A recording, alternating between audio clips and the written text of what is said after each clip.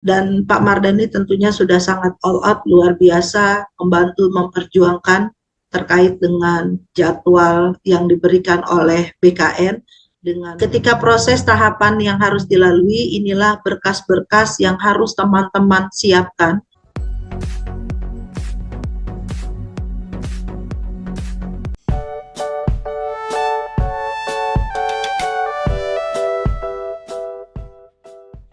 Assalamualaikum warahmatullahi wabarakatuh. Apa kabar rekan-rekan non-ASN dan rekan-rekan P3K? Di sini ada kabar baik Bapak Ibu berkaitan dengan rencana seleksi P3K 2024 dan kontrak P3K yang dihapus. Adanya kewajiban untuk TPP bagi Pemda yang sudah surplus ini menjadi kabar angin segar. Non-ASN juga mencari informasi berkaitan dengan informasi karena seleksi P3K segera dibuka. Bagaimana info lengkapnya? Ikuti video ini sampai selesai. Ya, informasi pertama, kita masih menunggu informasi seleksi P3K untuk secara resmi yang akan dikeluarkan oleh BKN, di mana jadwal yang sudah kita pernah bahas ini masih mengakomodir hasil pembahasan alternatif 1 dari PAN-RB dan Komisi 2, di mana rencana seleksi masih pada tanggal 26 September dibuka, kemudian 27 September ini kita mulai login ke SSSN. Nah, Bapak Ibu, berkenaan dengan rencana jadwal inilah yang sedang ditunggu, karena BKN semestinya harus segera mengeluarkan jadwal resmi sebelum nantinya tergopoh-gopoh. Rekan-rekan juga sudah mulai mencari informasi berkenaan dengan kebutuhan P3K, ya. Ini misalnya di Kabupaten Kutai Timur, kemudian pengadaan P3K di Provinsi Kalimantan Barat dan sebagainya. Ini sudah mulai dicari, karena memang menjelang pelaksanaan seleksi P3K ini mau melihat ya formasi apa yang nanti Bapak Ibu dapat lamar di daerah masing-masing. Informasi yang pernah kami bahas di video ini, dan di video ini membuka wawasan kita bahwa sesungguhnya kebutuhan formasi yang nanti dibuka Pemda ini menjadikan kita was-was apakah kita dapat memilih, apakah nanti formasi kita betul-betul disediakan oleh daerah kita ataupun tidak. Enaknya Bapak Ibu, kita lihat di sini contoh dari usulan Kementerian Pendidikan untuk pegawai kebutuhan P3K di tahun 2024 ini. Seluruh pegawai non-ASN di kementerian ini Bapak Ibu diusulkan. Contohnya yang ada di Biro Hukum Kemendikbud, ini penata layanan operasional 1, kemudian pengadministrasian perkantoran 1, kemudian yang bekerja di Biro Kerjasama dan Hubungan Masyarakat, rekan-rekan S1 sana ada 16 honorer, semuanya diakomodir. Ini kita lihat ya, seluruh di Kementerian Pendidikan ini semua mengakomodir honorer. Alangkah naibnya jika rekan-rekan yang berada di Pemda nanti tidak diakomodir sebagaimana Kementerian Pendidikan ini. Ya, sebagaimana video yang sudah kami bahas, kita berharap rekan-rekan juga akan mendapatkan formasi sebagaimana yang sudah ditetapkan penempatannya, sebagaimana yang sudah kita bahas di video sebelumnya. Ya, semoga saja jadwal ini tidak meleset lagi dan kita menantikan pengumuman resmi dari BKN. Kemudian Bapak Ibu, ada kabar baik ini ya, dua kabar gembira, di mana diserahkan SK P3K berlaku hingga pensiun. Artinya untuk penyerahan SK P3K ini tidak lagi pakai tahun 5 tahun, 2 tahun, 3 tahun, tetapi sudah berlaku sampai pensiun alias kontrak dihapus. Kita baca ya. Sebanyak 4.064 orang P3K di lingkup Kota Makassar, Sulawesi Selatan menerima SK penyesuaian masa kerja. Artinya mereka sudah pernah mendapatkan SK 2020, 2021 sampai dengan 2023. Di mana di sini disebutkan informasi menggembirakannya, SK P3K kali ini berlaku hingga masa pensiun. Tidak ada lagi ya perpanjangan lagi ya. Dulu setiap tahun diperpanjang, tahun ini langsung sampai masa pensiun. Pemerintah memberikan kebijakan sangat strategis, yakni SK itu berlaku sampai dengan masa pensiun, ujar Wali Kota Makassar Muhammad Ramdan.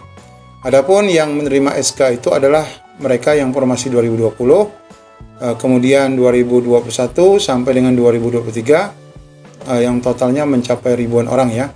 Dani sapaan akrab Wali Kota menjelaskan P3K yang kebanyakan merupakan tenaga pendidik dan tenaga kesehatan ini memiliki peran strategis di masyarakat. Lebih lanjut, dia menilai peran dan kemampuan P3K juga tidak kalah dibandingkan ASN, bahkan lebih hebat dari ASN PNS biasa karena mampu mengerjakan tugas-tugas dengan baik. Kemudian informasi berkenaan dengan TPP di sini juga disampaikan bahwa untuk TPP di Kota Makassar ini ya nanti akan melihat pendapatan asli daerah Kota Makassar yang jika meningkat hingga 2 triliun 2025 maka P3K juga bisa menikmati dampaknya mendapatkan TPP. Pesan saya kepada semuanya agar tetap solid dan terus bekerja menjaga kota ini dengan baik. Insya Allah semua program bakal berlanjut. Kita bersama harus menjaga kota ini. Jangan sampai kota ini mundur lagi, ucap beliau. Artinya Bapak Ibu, penyerahan TPP ini mulai diwajibkan ya ke depan untuk daerah-daerah yang khususnya yang sudah surplus. Ini memberikan kabar baik bagi Bapak Ibu, sehingga nanti untuk yang kontrak pun tidak perlu lagi diperpanjang 1 tahun, 2 tahun, 3 tahun. Walaupun ini diberlakukan di Kota Makassar, tentu saja tidak mungkin Kota Makassar mau berani ya mengeluarkan kebijakan sampai pensiun jika bukan merupakan arahan dari pusat, dalam hal ini juga BKN, PAN-RB dan Panselnas dalam hal perpanjangan kontrak P3K. Nah, kemudian juga berkaitan dengan seleksi ini kita masih menunggu, mudah-mudahan saja tidak ada perubahan yang kita akan bersiap di tanggal 26 September serta memasuki seluruh proses yang nanti akan disampaikan. Demikian informasi singkat yang dapat kami sampaikan. Wassalamualaikum warahmatullahi wabarakatuh. Ketika proses tahapan yang harus dilalui, inilah berkas-berkas yang harus teman-teman siapkan. Dari tahun ke tahun, berkas ini tidak pernah berubah dari zaman saya mengikuti P3K sampai dengan CPNS yang kemarin, dan ini adalah sesuai dengan Permenpan di 347 memang sudah dijelaskan persyaratan-persyaratan yang harus teman-teman penuhi, di mana dokumen itu adalah KTP, ijazah terakhir, transkrip nilai atau daftar nilai bagi SD, SMP, dan SMA, kartu keluarga asli, surat lamaran, surat pernyataan, surat pengalaman kerja, dan terakhir adalah pas foto background merah dengan kemeja putih. Nah, inilah yang paling terpenting di poin 9 adalah pembubuhan materai elektronik. Sekarang tidak lagi pakai materai tempel, tetapi langsung menggunakan materai elektronik. Yang tentunya di sini menuntut kawan-kawan harus lebih cepat dalam membeli materai di link Peruri. Inilah ketika teman-teman Pak Mardani izin melalui proses-proses melalui link rekrutmen P3K tadi, mereka sudah melalui tahapan-tahapan penguploadan dan lain-lain, maka akan muncul kartu pendaftaran CASN 2024 nanti seperti ini. Dan kartu inilah yang akan dibawa nanti dalam mengikuti tes P3K di lokasi ujiannya masing-masing. Nah, izin Pak Mardani, terkadang di dalam pentahapan mendapatkan kartu ujian ini kita harus melalui seleksi administrasi di mana Panselda yaitu BKD setempat akan memeriksa keabsahan berkas-berkas kita. Tentu nanti dalam keterangan itu ada 2, ada TMS, ada BTL. TMS itu berkas yang tidak memenuhi syarat, atau BTL itu berkas yang dibatalkan. Artinya dalam seleksi ini pun masih ada tahapan yang mungkin nantinya buat teman-teman honorer ini agak nervous, belum berjuang tes tapi sudah kalah berkas. Nah, mudah-mudahan nanti berkat bantuan Pak Mardani Alisera tentunya pemberkasan ini, seleksi berkas ini tidak dipersulit untuk kawan-kawan, karena memang kami sudah berusaha untuk bisa yang terbaik. Terkadang peneliti atau penilai itu seenaknya saja bisa membatalkan atau menyalahkan. Nah, terlebih lagi ada seleksi yang namanya surat pengalaman kerja. Nah, ini tentunya pengalaman yang sudah Pak Mardani, bahwa banyak para kepala dinas yang seolah-olah itu memberikan dan mempersulit surat keterangan atau suket itu diberikan kepada teman-teman honorer sehingga mereka tidak bisa mendaftar. Dan Pak Mardani tentunya sudah sangat all out, luar biasa membantu memperjuangkan terkait dengan jadwal yang diberikan oleh BKN.